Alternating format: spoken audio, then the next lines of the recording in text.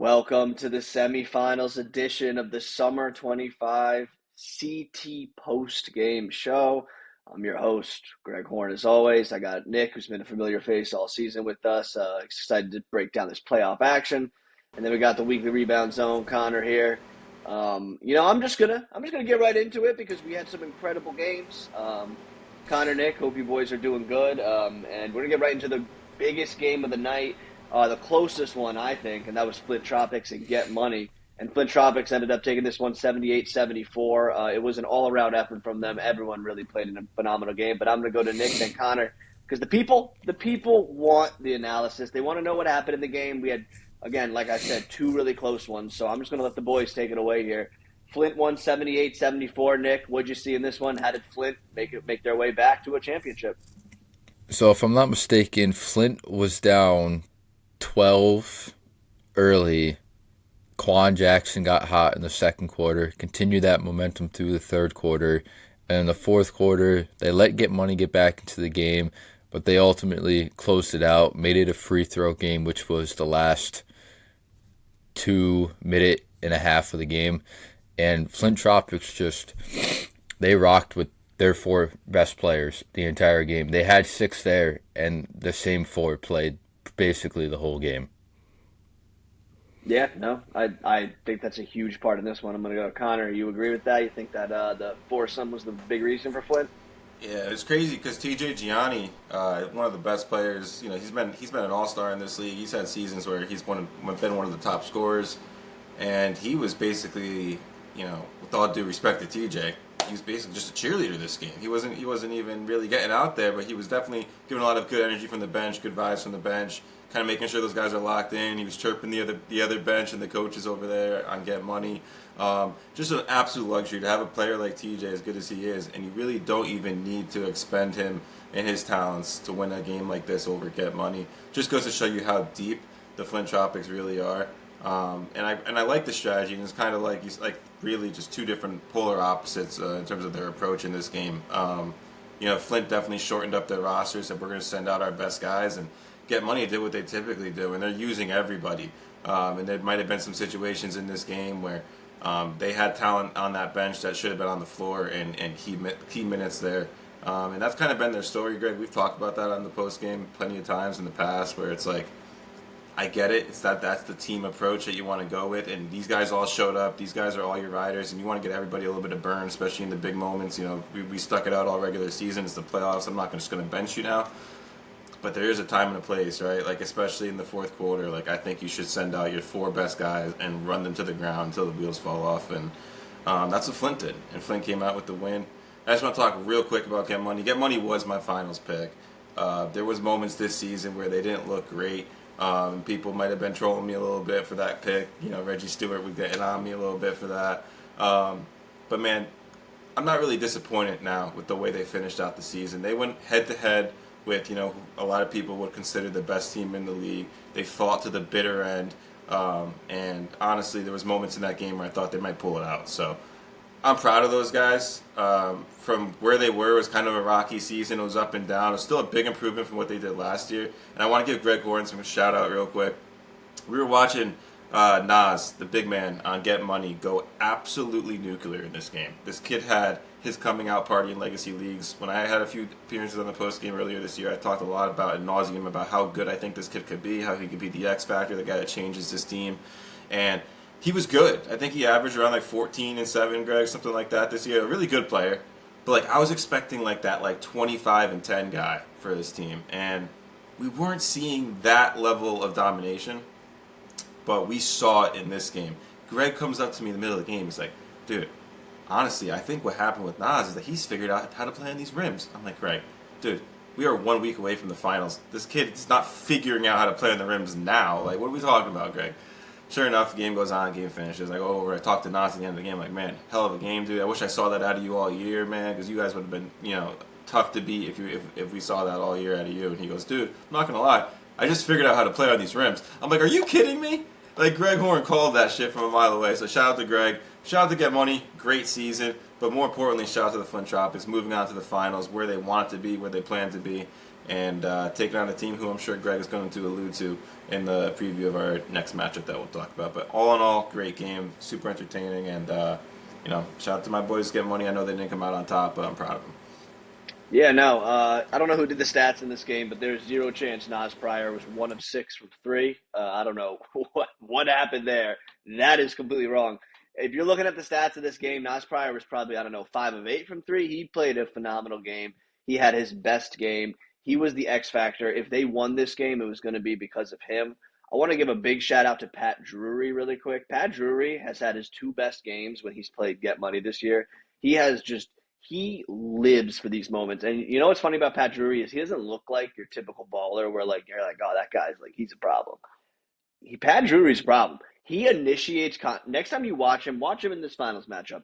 When he drives to the hoop, he initiates contact. He takes the contact, and a lot of the guys in this league they kind of shy away from the contact. He wants it, and he's a grown man. He plays grown man basketball, and I really think Pat Drury is going to be the reason that, in my opinion, Flint wins the title. I just think he gives them something that gets overlooked by so many teams. And you know who he reminds me of? In very different games, Dave Armstrong-esque in the way that he's always the overlooked guy. Oh, when you talk about Flint, you talk about TMC, you talk about Yaga, you talk about Brotherhood, name all these teams. You're never going to really bring up those guys into the fourth or fifth, when you're talking about the fourth or fifth option. And guys like that are just crucial to a championship run, especially, for instance, when you go to Get Money, Kyle Davis had a really rough game. Keep your head up, Kyle. I know he'll be back, but he played incredible defense on Matt Fink, and Matt Fink didn't have his best game. But that's where this Flint team just excels over Get Money. It's because when Kyle's struggling and Ty Sheen's not having his best game, who's going to pick up for Get Money? And without Tyron, X had a bad game. I mean, Antoine Coles had a solid game. DeMar Whitaker was okay. Trevin Armstrong looked a little shook to be out there. He wasn't looking for his shot. I mean, he didn't play that much this year, so it's kind of hard to hop in a game. I mean, I know. I was on the bench a lot of basketball. Hop in a game, and it's like, hey, hit a three. It's like you've been cold this whole time. So I just think it's a big example of what do we need to do in this specific game to beat this specific team, because not every game is going to be the same. And I just think Get Money at times had the wrong guys out there against the Flint Tropics. I mean, look, I can't guard Matt Fink, and I'm not saying I could, but there's sometimes out there where I think Flint were licking their chops. They saw these matchups, and they're like, hey, let's get it, boys. So I think for Get Money, just keep your heads up. Again, a big asterisk with no Tyron McRae these past 2 years. I want to give them real quick some love. Get Money has made the semifinals without Tyron McRae 2 years in a row, and that's not easy. If you took off the first or second best player from a lot of these teams, they might not make the semifinals. So I just want to give Get Money the credit there for that. But hey, shout out my Flint Tropics. We'll talk about them soon in the next matchup. Who will they be going against? Run TMC or Snipe Squad? And boy, did we have a banger in this one. Run TMC took down Snipe Squad 77-68. Man, was this a game. I think this was a great example of respecting your elders and getting welcome to some Legacy Leagues basketball in the playoffs. You had probably a combined, 18 championships on Run TMC, and then Snipe Squad, this was their first semifinals game. And, I mean, you saw it. Snipe Squad, a lot of controversy, a lot of bullshit, a lot of stuff happened. That's just how sports are. Sports is a good, it's a good metaphor for life, and you're going to go through a lot of ups and downs. And Snipe Squad through the Val controversy, a few texts here and there. I got one thing to say, and then I'm going to pass it to Nick. Snipe Squad, I've said it all year. Stop throwing alley-oops when it's 4 minutes left in the fourth quarter and you're down 6 in a semifinals against Run TMC.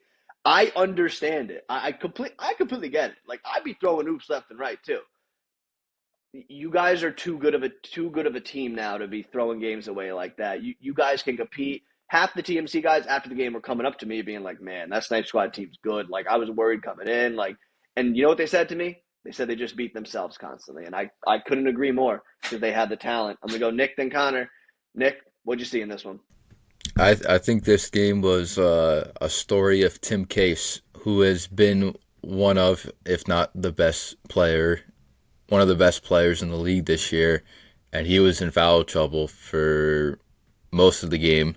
And because he was in that foul trouble and because a lot of calls weren't going his way. He got frustrated, which didn't allow him to have the best game that he could have had. He only had 13 points, and every time I've seen him play, he's been a guaranteed 20, 25 points per game, and he only had 13 in one of, if not their most important game they've played. And then for Run TMC, for the second game in a row, Devon Pratt was a big reason why they won the game, and not to mention Eric Langston bodying their bigs down low was also a big reason why they were able to pull it out. And there was definitely a big elephant in the room that happened at the end of this game, which was just emotions boiling over. But at that point, Run TMC had control over the game and closed it out. But if they're not going to have their guys, which I believe Eric Singleton actually moved.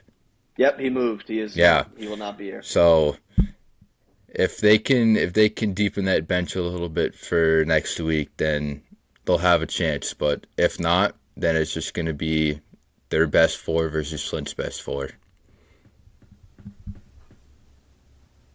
Yeah, I mean, yeah, man. I'm getting chills thinking about it. Connor, what did you see? You've seen TMC for a long time. You've seen the beginning of Snipe Squad's, kind of journey. How we feeling? Yeah, see, that's the craziest thing is seeing where Snipe Squad came from. To a situation where they are on the brink of beating Reggie Stewart and clinching a berth to the finals. That's a hell of a journey in just 2 seasons, Greg, right? From where they were to where they are now. So quickly, what a great turnaround. And I know when Tim Casey walked into the gym on the first night of the summer this year, he said it ain't going to be like last year, man. He said, we got a different team, got some new players. He goes, I still got my friends that are going to come and they're going to support us. He goes, but, I'm bringing in some more ballers this time. And he was right, man. They had a great turnaround, great season. So I want to just talk about a few things. I got a few notes down. Eric bodying the bigs, that was something Nick mentioned. We normally see Eric Langston, he comes into these games, even in the playoffs, he really just wants to shoot threes and talk shit and get into your head. That's like his forte. There were so many situations in this game where Eric was bodying and going down low. He was pump faking, getting the defenders to come out to the three-point line, and then he was putting the ball on the ground and going to the hole, using his bigger body to just get people out of the way, get himself into position. Listen, Eric might not be the athlete that we once saw when he joined in on the Monstars, an absolute specimen, but he is still a massive human being out there where when he decides he's going to give you full energy, you cannot stop him. And then if he wants to shoot threes on top of it and stretch his game all the way out to the three-point line, which he can do easily, he still is one of the most unguardable players in this league, even where he is now. And it's just a credit to, shout out to the Langstons, man. Shout out to Greg Langston, probably the greatest Legacy Leagues player we've ever seen. And, of course, Eric, who's just stacking up his trophy case with Legacy Leagues championships and All-Star appearances. This is a true basketball family, and we're grateful to have these guys. But also Pratt banging down these threes these last 2 weeks, man. This has been a game changer for them. Reggie's needed somebody to kind of take some pressure off him in situations of these games where it's usually just been, if Reggie's not hitting his threes, they're completely cooked. That's usually been the MO with Run TMC over the years, which, hey, he's not often missing his threes, so that's why TMC has had so much success under the Reggie Stewart era. But listen, Reggie's a human being. He's not perfect, and every once in a while, it'd be nice if somebody else comes in and starts to shoot some threes and talk some shit and kind of take over that role and let Reggie take a deep breath for a second. Let Reggie get some rest on the bench, come in fresh legs, and you always see it. Once Pratt gets hot, it's always right after Reggie's hot immediately afterwards, because now all of a sudden the pressure's off of him a little bit. It's kind of like having a great wide receiver one in football, where it's like if you've got to double team him, the guy on the other side is getting single coverage against one of your weaker corners. He's going to go crazy. That's when I get that same vibe when Reggie and Pratt are both going off. It's like, how do you guard both these guys at the same time? It makes it very difficult. And honestly, last thing I want to talk about is the self-imposed implosion that we witnessed with Snipe Squad in this game. I mean, even like Will Hudson came up to Greg and said, and I was right next to him, he said, man, we could have lost this game easily, but thank God these guys, blew up on themselves. They're bickering and arguing with each other the whole time, and it's just getting them frustrated and getting them mad, and now they're starting to foul more, and then we had a whole foul gate situation with Tim Case, where thank God we have technology. We're able to go back. Tim Case was on the verge of fouling out in the second quarter of this game. It's kind of like when in the NBA, they go to a commercial break, you come back and they change the score, and you're like, wait, what's going on? Oh no, we looked back at a three and the guy's foot was on the line. We changed that during the break. We were able to go back and actually pull up a foul call that was very 50-50 on Angelo and Tim Case. Angelo's 77, Tim is 7. Both of them were making a play on the ball. We were able to look at the replay. I showed the referee. He ended up correcting the foul and saying that it was actually on Angelo, not Tim, which got Tim back into the game because Tim was actually sitting for a few minutes because he thought he was about to foul out. He comes back into the game, but at that point, they got back. Like, they literally clawed all the way back, and that didn't really matter because there was a tie game, like, in the third or fourth quarter. But it just felt like they were fighting a battle against themselves the entire time while also trying to beat Reggie Stewart and Devon Pratt and Eric Langston, which is, like, that's already too hard as it is to be, trying to beat yourselves in the same time. CJ, their coach, I love CJ. Shout out to CJ. He's, like, trying to, like, rally these guys and yell at these guys, do, like, things that a real coach would do. And, like, I saw a moment where Angelo, like, got mad at CJ for, like, trying to coach him, where it's like, the kid's showing up to try to help you guys and keep this from happening because he probably understands the dynamic between all these dudes and he knows that we need somebody to keep everybody calm. And it felt like even when he tried to step in and do his role, his job as the coach of this team, it didn't do anything. It was just led to more bickering and more arguing. Shout out to Greg's dog. But anyways, honestly, it's disappointing because Snipe really could have won this game. For them, I would have a sour taste in my mouth just because we were so close. But, that's the veteran leadership maturity that comes with having been in this league for so long. That Run TMC, that was the edge they had. They took advantage of that. And they're going to the finals to rematch the Flint Tropics, who they defeated last year in the semis, and Flint was pissed because they didn't have Matt Fink. So this is going to be a great rematch to see who can win it now for all the marbles. So best two teams in the league, right? 1 and 2 seed. Let's see what we got, Greg. Why don't you preview this matchup for us? Yeah, no. I think my dog is good. My dog is a puppy, and I think this is a good kind of metaphor to what it was like. Run TMC's, the veteran dog. The dog that sleeps to 8:30. You feed them, they eat. They go, they poop. They come in, they go lay down. You don't got to worry about TMC. They do what they do. They get the job done, and they're fine. Then you got the puppy, wakes you up at 7 a.m., is eating your hat, you got to potty train. There's a lot of things you got to do.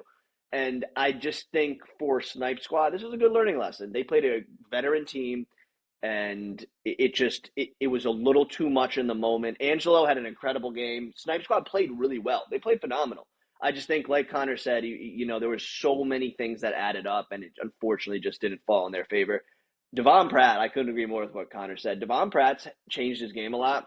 He's shooting 51% from three this year, and he normally shoots good from three, but 51% is way higher than he usually has shot in the past outside of a winter 2024 season.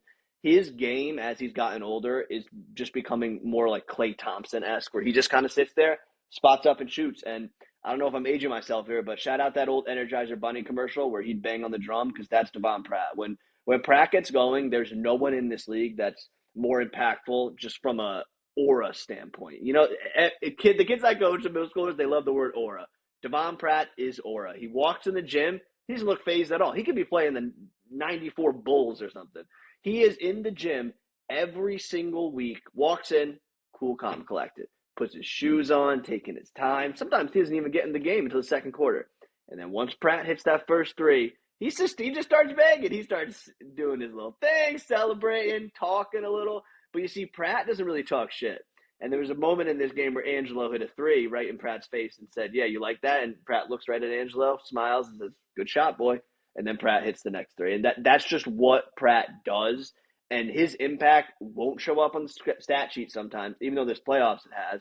But it's like Connor said, he's the Energizer Bunny for this team. He keeps it flowing, keeps it moving. And his impact, is just something that is so fun to watch, whether it's in interviews, anything. Watch the interview with Run TMC. The way they light up when this guy is just having fun out there, love it. So shout out to Run TMC. Shout out Snipe Squad. Snipe Squad, come back, boys. I know you guys got unfinished business. But we're going to move on to the TMC Flint preview. We're going to make our picks and kind of, determine the keys for this game. But we got Flint Tropics against Run TMC. We're going to look back really quick when they played earlier this year, 80-71. Flint took them out.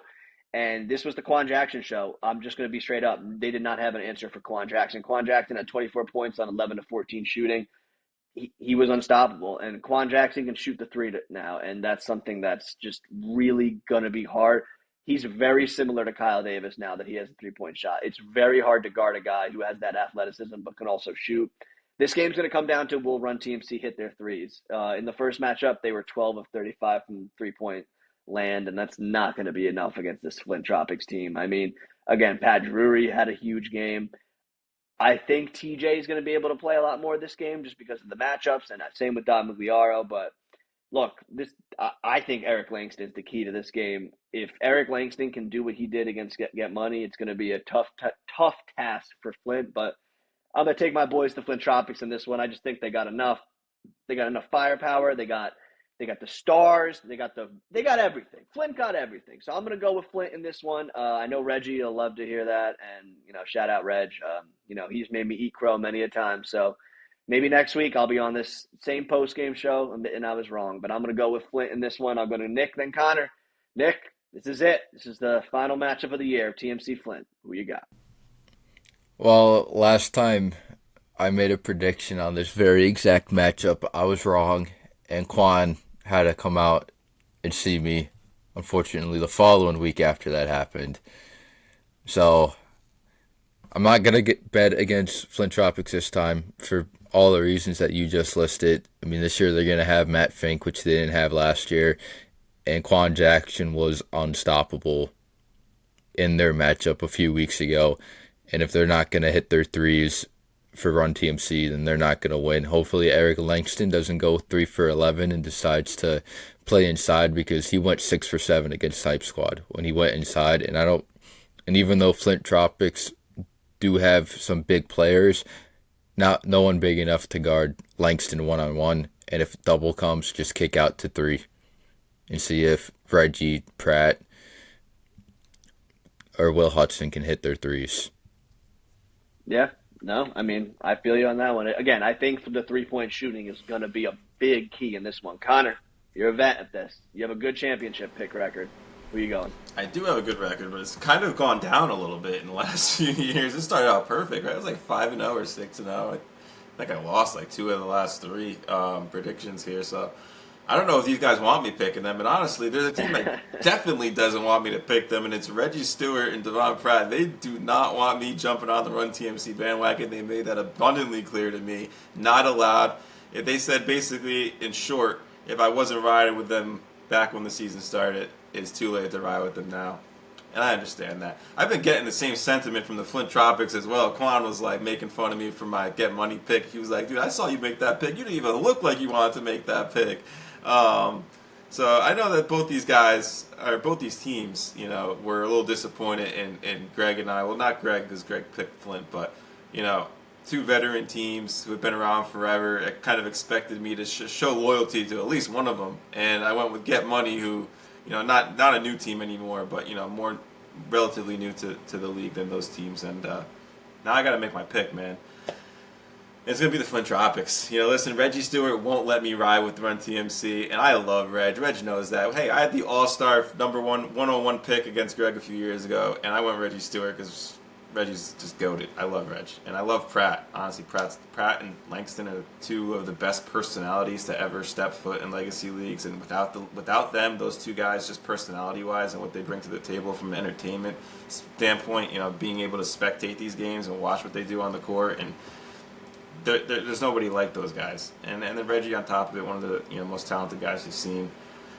But man, Flint Tropics has some ballers as well, dude. I mean, I love what Matt Fink has brought to the table for them in his 2 seasons. He's really brought Mike Pizzuto to a new level.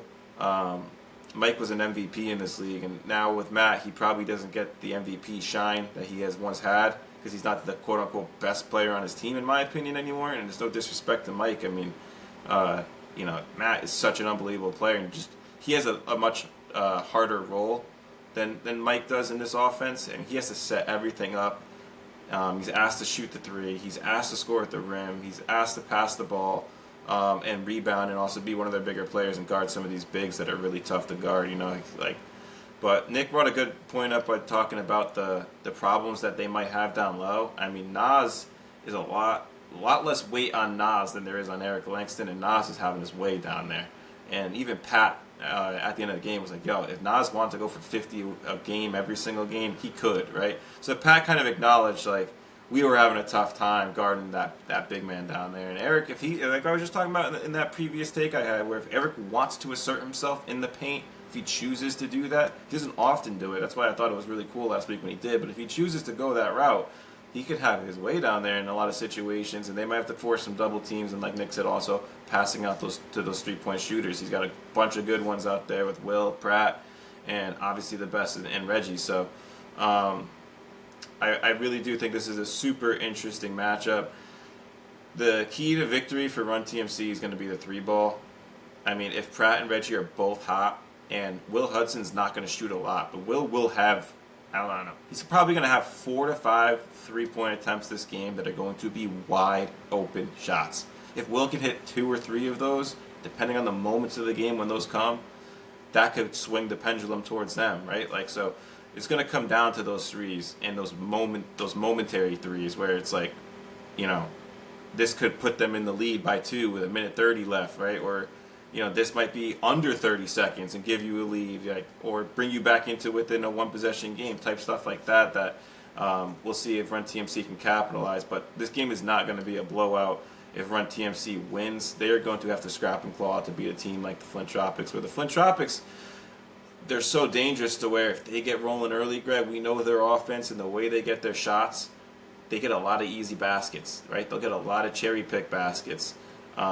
And they'll get their offense moving and get open shots for really good shooters. I do like you said, Greg, I do think that's a good take with TJ getting more burn this game. TJ deserves to get more burn this game, and I think last week was kind of a reflection of the matchup, right? Some really explosive guard play on behalf of Get Money, which I think might have swayed them towards going with, you know, a more athletic offense on athletic defense for the Flint Tropics.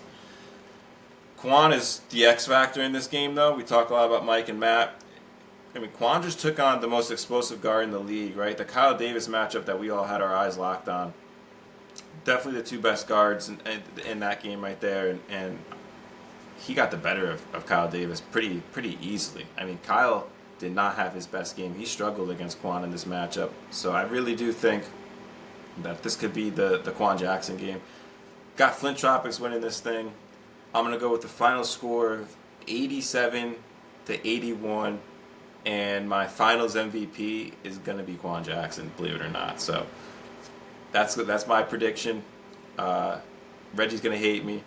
Eric's going to hate me. Pratt's going to hate me. But you know what? This will make all for more entertainment if they do somehow pull this thing off.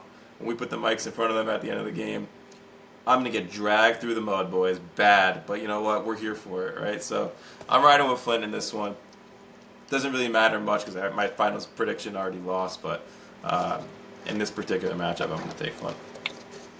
Yeah, no, shout out when Shocker City beat Flint, and they were screaming at me nonstop. They will let you hear it, but it's all in good fun. You know, obviously these are the 2 best teams in the league. These are some of the best players in the league. Just for, you know, simple upkeep, if Reggie Stewart wins this, he'll have his 4th ring. And if Pratt and Eric Langston win this one, that will be their 5th Legacy Leagues championship, which is pretty big. Real quick, Greg. I want you and Nick, I think you guys both skipped on it. I want a finals MVP prediction, and I want a final score prediction. And then, All right. you know, friendly gentleman's wager. Whoever gets the closer score or the MVP gets a beer at InSports when we're all done. I like that. I'm going to go Flint winning. I'm going to go 71-69 Flint, and I got finals MVP being Quan Jackson as well. I think he's going to be the guy this game. All right, so I don't want to bandwagon the Quan Jackson finals MVP, so I guess I got to go with Matt Fink. Just change it up a little bit. It's going to be one of those 2 players. If Flint wins, it's going to be Fink or Quan Jackson. Yeah. Final score. Last game was 80-71. I'm going to go a little bit closer, 77-73 Flint.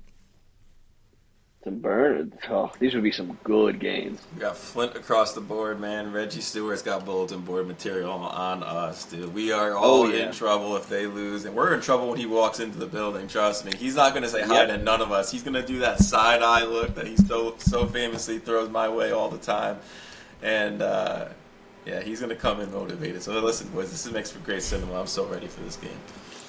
Yeah, no, they're going to be motivated, and again, like I said, these are some legacy rings for some of these guys. I mean, Reggie getting his fourth ring. I mean, I think Reggie probably is locked as the second best player ever in Legacy League's history, but for Connecticut, but getting a fourth ring would just cement that even more.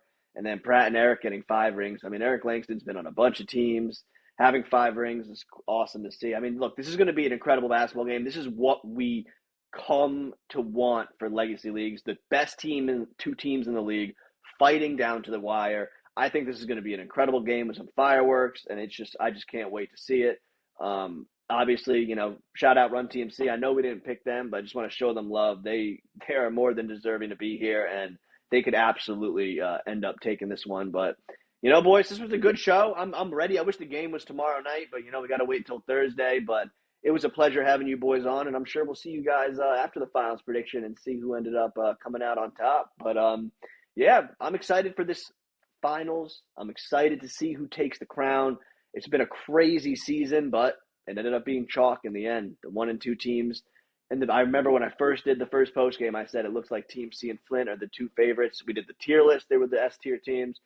I think this is this is the penultimate moment where everything comes down to this: Bizzuto, Fink, Stewart, Pratt, Langston, Jackson. Sounds like a boy band back in the 90s, but hey, we're here to fight. For me, Greg, for Nick and Connor, we'll see you guys next time, and there'll be a Legacy Leagues champion, maybe a new one crowned. Stay tuned.